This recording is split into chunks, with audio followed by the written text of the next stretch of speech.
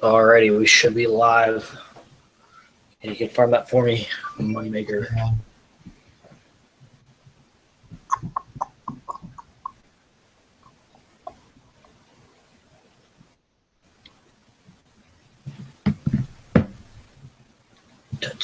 Yeah. My internet is slow as shit. Alright, let's see. We are live. That's right, ladies and gentlemen, we are back. We're back with the Lucha Underground review on Thursday for the 2-3 edition. We are the Eskimo Brothers Wrestling Podcast, low in the charts, but number one in our hearts. I am your host, Eli, joined by Moneymaker Mike. Hello. And only Moneymaker Mike, because that's how we do it on Thursdays. Two of us, 1 hour of great wrestling. And it was a pretty good show. But cheap plug number one is that you make sure you follow us on Twitter at twitter.com/Eskimo Bros Cast. That is ESKIMOBROSCAST. Hit it, Eli, you son of a bitch. For those who don't know how to spell, or you could get us at Eskimo Bros Cast. And the second cheap plug is while you're there, tweet us with the hashtag EBW Podcast to have your tweets read live on the show. And we truly do appreciate all your critiques and analysis. I promise. So we have a pretty good show to cover, so let's get into it. We started off with a video package from highlights from last season. And then we see Prince Puma working out, pumping the old iron after he lost his title to Mil Muertes. And then Pentagon Jr., my boy Mr. Cero Miedo himself, walks into the room with Pentagon, and they discuss that they are going to be tagging up tonight against the Disciples of Death. But after they take out the Disciples of Death, Puma will be next on Pentagon's radar. They do a quick fight, and Puma hits pretty sick. A little enziguri backflip kick. And then we go to our first match, which is Johnny Mundo versus Killshot. And Johnny Mundo appears to be taking on more of a heel role this season, as he did at the end of last season when he was in the feud with Alberto El Patron. And I think I really did enjoy this match. There's some pretty cool spots. Killshot's a really good wrestler. I think he was underrated last year because he kind of Mac and Ezekiel Jackson for a while, and then he didn't really do much afterward. But yeah, back and forth match. Did pretty good. There were some pretty sick spots.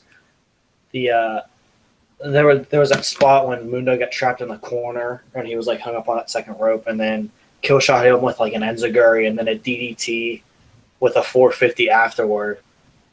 And then Mundo still kicked out. It was phenomenal wrestling. And then another great spot was the referee got knocked out, and Mundo threw Killshot over his head, and then he stuck his leg out and hit him with a low blow. But then at the end of the match, Mundo hit him with the mule kick, and then hit that flying chuck enziguri type deal off the ropes, and then hit him with the end of the world for the win. So Mundo defeated Killshot in about, I think it was like a 5-minute match, something like that. But anyway, Mundo cut a promo on Mil Muertes as he was sitting atop of the stairs after the match. He said he was coming for the world title, but then the man called Cage interrupted. And Cage is now a face, which I'm surprised that they do that with him, as he was a pretty big heel last season. But I think I do like it, because I like these two guys flipping roles. I'm a machine. I'm a machine. He is a machine. And Cage also says that he's the real challenger for Mil Muertes. And Mundo said that Cage wasn't in his league, and Cage challenged him, and he came into the ring. But Mundo bailed. Cage also reminded Mundo that the last time they fought, he whooped his ass, and then Cage beat him back in season 1. So Mundo then tried to sneak attack, but got sent packing. I think it's a good way to start the feud, and I think that I do like that everybody's goal is the title. Like everybody, it seems like a lot of people have a legitimate shot at grabbing this title. Like these two guys, Pentagon, Puma, Phoenix, Cuerno. He has the Gift of the Gods title right now. I think there's a lot of guys that can go up to the pinnacle of this company and be at their best. But anyway, we come back from commercial and we see this very odd promo. We see Marty the Moth. First, we see Sexy Star tied in a chair, and then we hear Marty the Moth laughing. And he's wearing like this sweater, and he just looks like this rich snob, and he has Sexy Star tied up for some reason. And he told her that his sister said that it is almost time for Star to return to the temple and spread her wings, but she won't be alone because they are coming with her. And he showed her this. He was holding a dead moth in his hand. I found this straight up creepy. And I don't know. What are your feelings on Marty? Because I don't know if I like this guy. He's pretty creepy, that's for sure. He's really, really creepy. Yeah, he was a half decent wrestler last year. But he was more in the multi-man, like 7-man matches and all the stuff for the medallions and stuff near the end of the season. Like he seems all right, and I did think character development is what this guy needed because he just seemed like a mark that wanted to wrestle last year whenever he was outside of the building. So this could be the character development he needs, but who knows? We'll see. And then we see a video package after that for the Darewolf PJ Black making his debut, and he makes his debut against the Mac in his first match in Lucha Underground. And Mac is someone I really, really like. He doesn't really have exactly that quote-unquote look that a wrestler would have, but he's really athletic. He has a lot of great moves. He's versatile in the ring. And that match at Ultima Lucha with Cage last year, the Falls Count Anywhere, that was a really good match. Cage isn't really a guy that I like that much, and he's grown on me. And Mac was also a guy I didn't really like that much, but I like him a lot now. He's got, like I said, he's got a good moveset. I don't mind the guy at all. I'd like to see him in a more relevant feud than with Cage. I did like the brawling with Cage last year, and I really can't wait to see what they have in store for this guy because he's a really good talent. But anyway, the match starts off, and they had a pretty nice pace. It was some good counters. It was just a lot of, and then it moved into more of a strikes, and then PJ Black hit the Blue Thunder Bomb. Shout out to Aiden, Sami Zayn. He hit that for a near fall. And then he hit a pretty sick springboard moonsault, almost a lion salt, but off the top rope, but for another near fall. And then he sent him into the corner.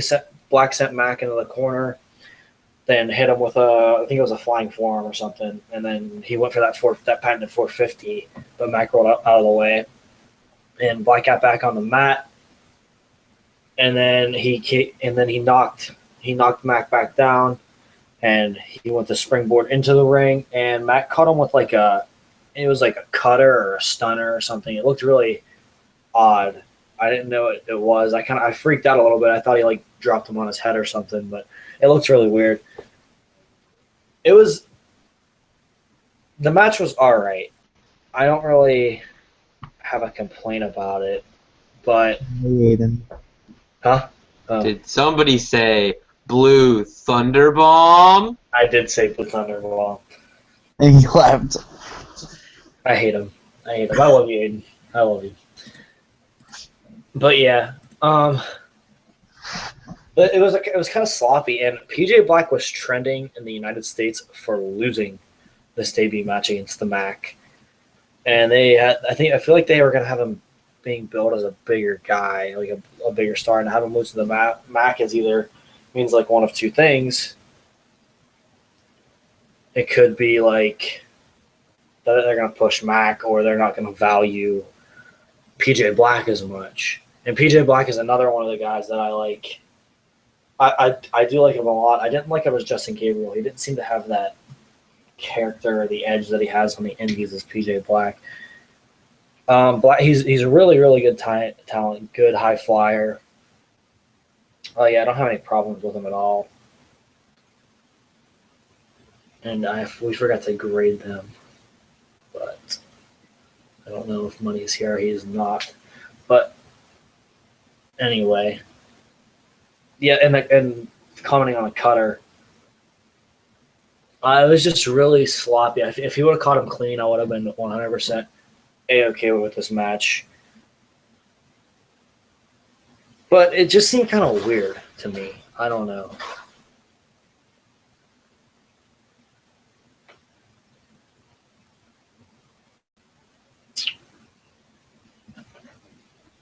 I'm going to go back and review these video packages again, because the package for PJ Black was pretty sick. I like the Darewolf gimmick he's got going on, and he whooped on some bikers outside of a motel for some reason, and they were like riding with him, and then he just decided to kick their ass, or they decided to try and kick his ass.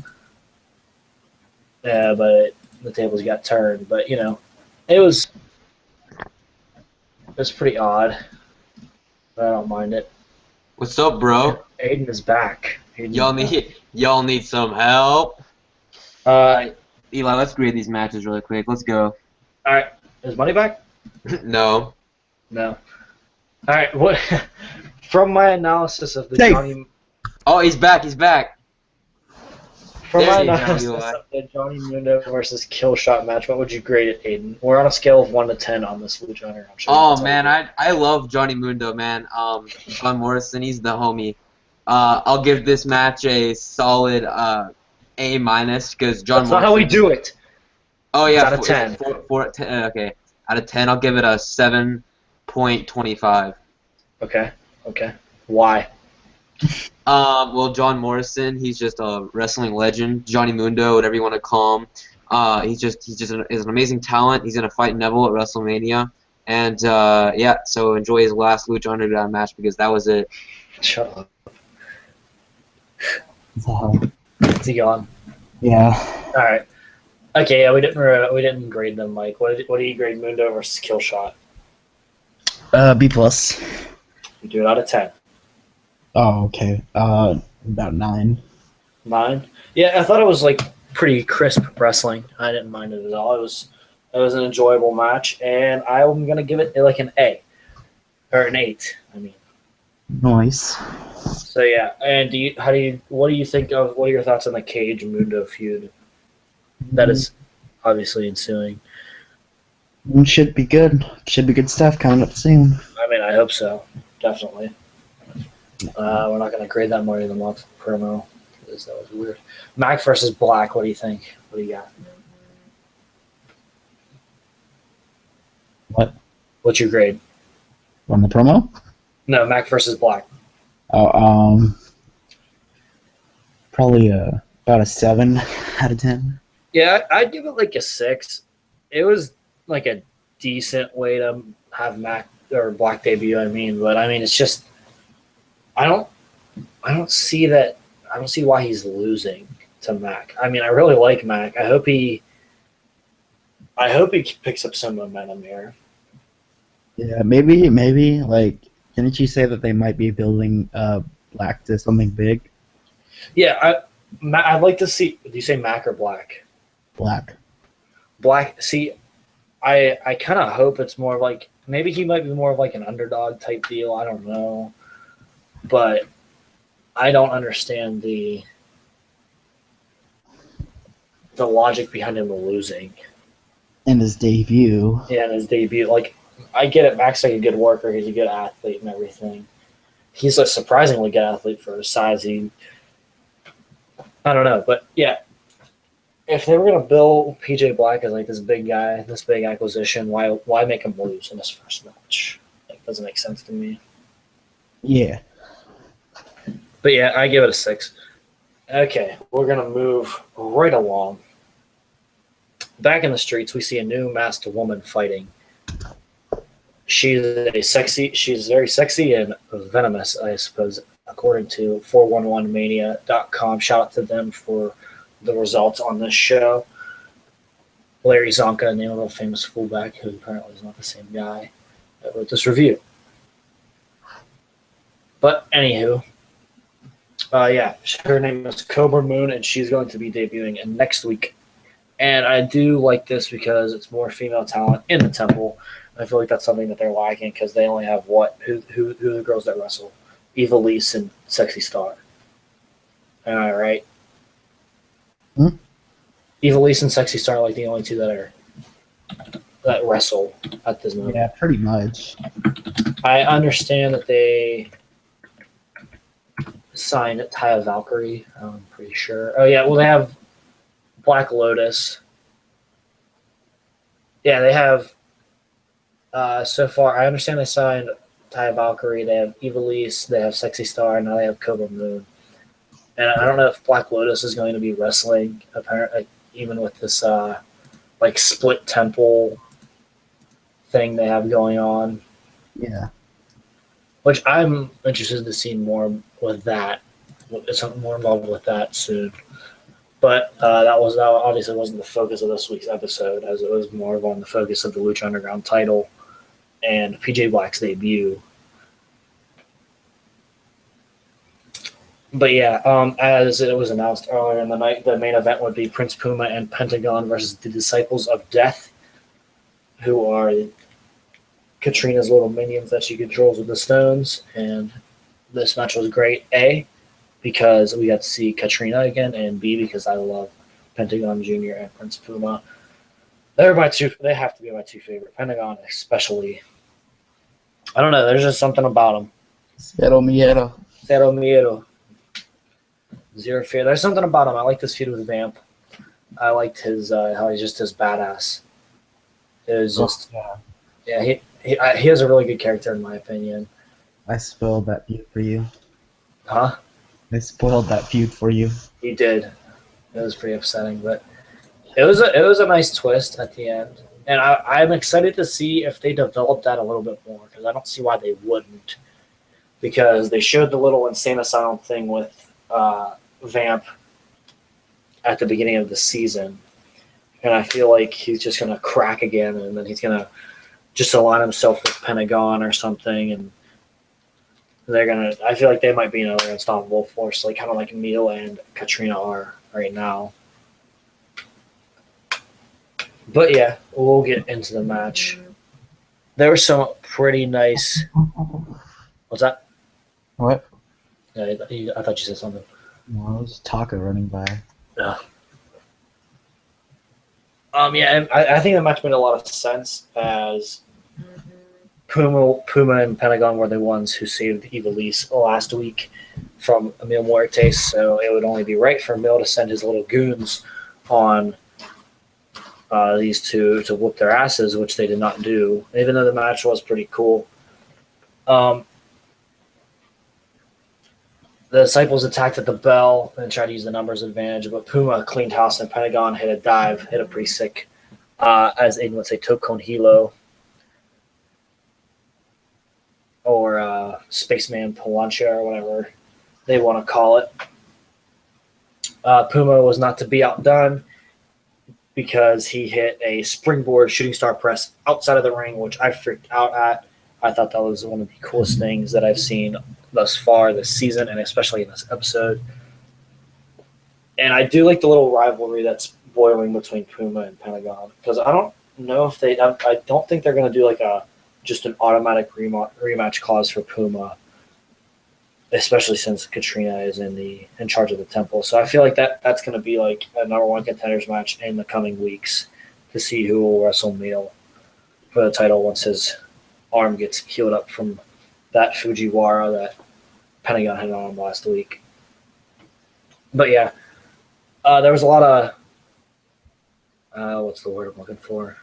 There was a lot of tension between Puma and Pentagon because they're obviously both going for the same thing. It's the ultimate goal. It's the Lucha Underground title, and they both want a shot at Neil. But then the Disciples took back control in the midst of their tension, and Puma took most of the punishment as Pentagon just kind of hung out on the side of the ring, let him do whatever. Pentagon. I don't know. I can't say enough about old Penn. I can't say enough about either of these guys. But yeah, the commentary kept asking why the Disciples weren't going for the pin. But when you look at these guys, they're obviously not there to win. They're just like they're obviously not there to just win. They're obviously there to kick the shit out of people. They're obviously there to just be Mills goons and to destroy their enemies as their supernatural, as they're sort of a supernatural kind of force. But yeah, Pentagon rushed in because he had enough, and he just he hit drop kick. He hit the swing blade, which I love on him.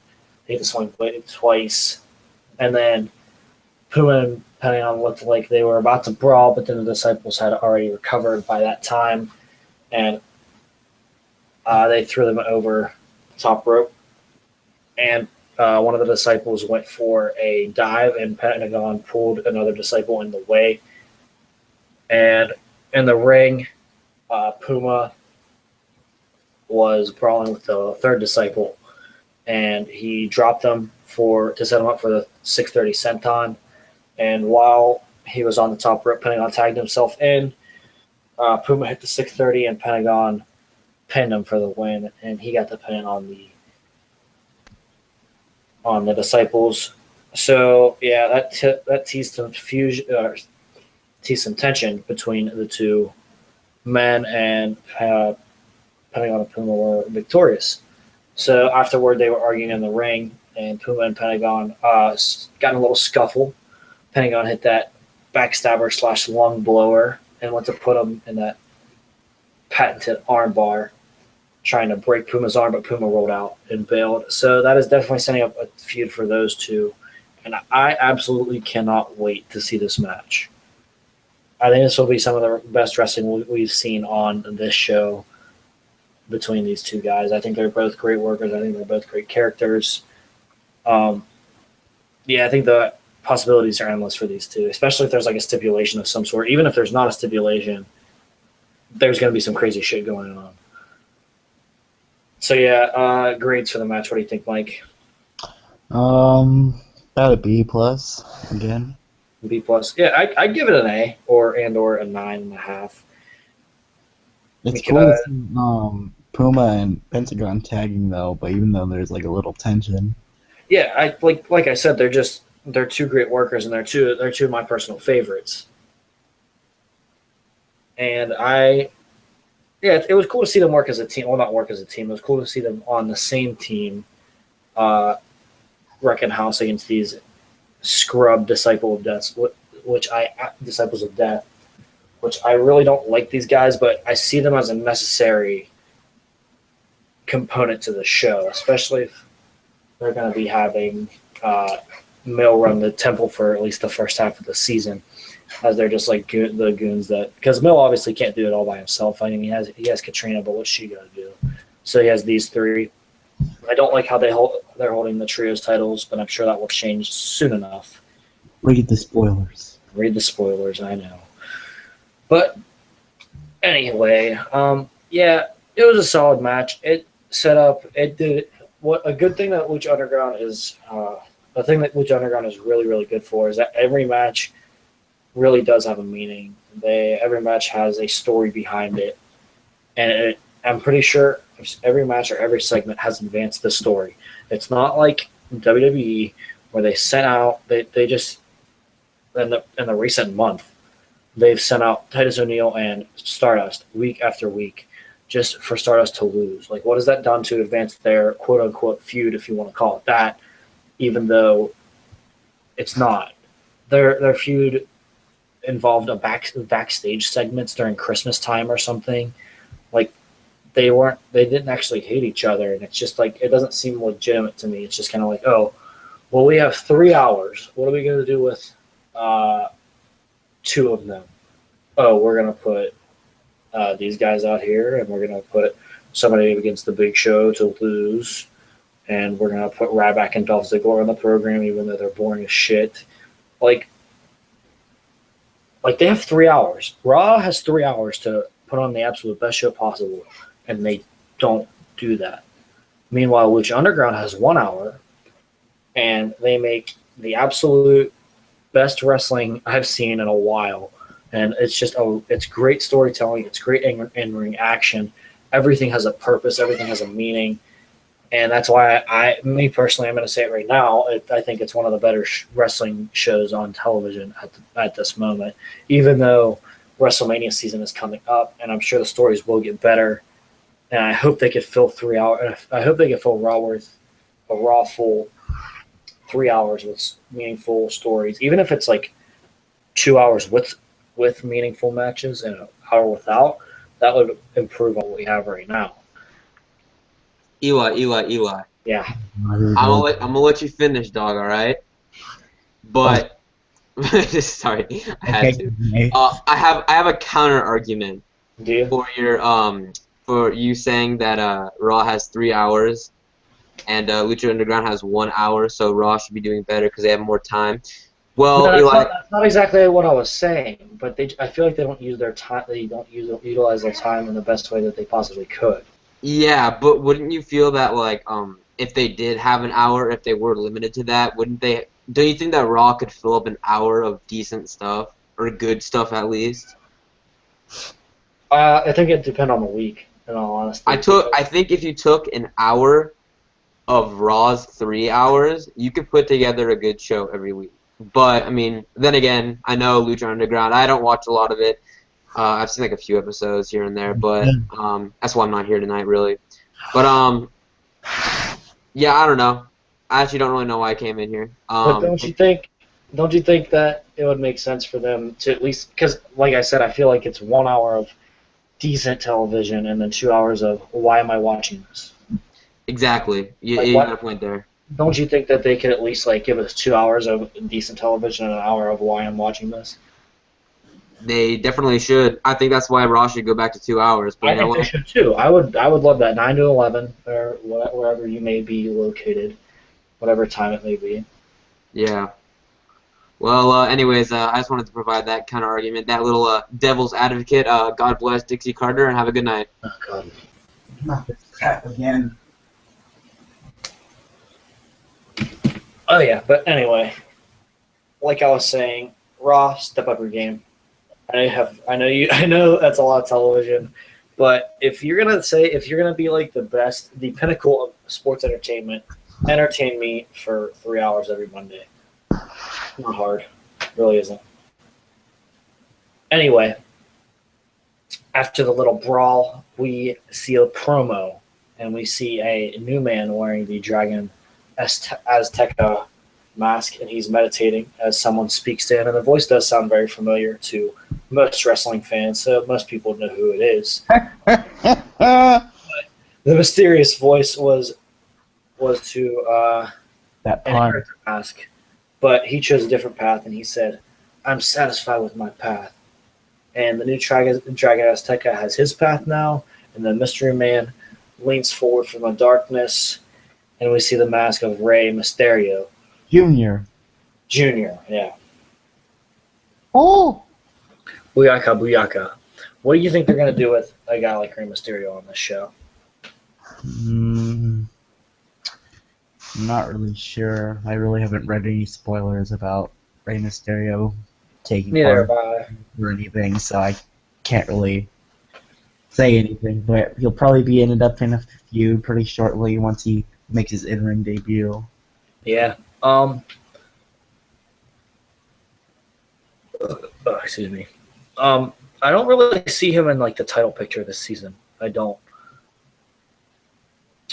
But I do see him in like a I could see him in like a Gift of the Gods picture, or like how they had Cuerno and Mundo have that mini feud last year, or something along those lines, like a lower, like not a lower level, but like almost top of the. Well, because he's obviously one of the most legendary names in sports entertainment. Yeah. Like if you think WWE and you think if you think WWE, you think of a couple guys of this era. It's like Cena, Mysterio, even though he's not this era, but you know, I just think that they could do a lot with him. But yeah, I can see a lot coming out of him, and then I can see them misusing him. But Lucha Underground doesn't really misuse people as much. But anyways, that is it for the episode. Final grade on the episode, Mike. Give it an average B. Average B. Yeah, it wasn't exactly the best show. It had some pretty good wrestling and it advanced the story. So I'm gonna give it like a B plus / 8.5. Messaging someone back.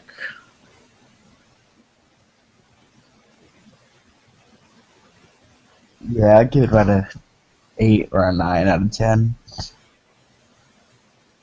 Yeah, I agree. It was solid, like it usually always is. But it wasn't like the wrestling was pretty good. The Mundo and Killshot match really did surprise me.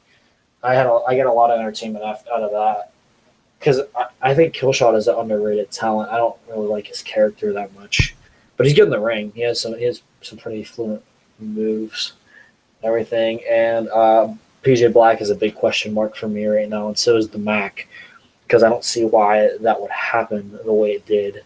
But there's a reason for everything, and we will see soon enough. And I, like I said, can't wait for Pentagon versus Prince Puma to more than likely decide the number one contender for the Lucha Underground title. And then Rey Mysterio, another question mark, but I feel like he's going to do good in this company.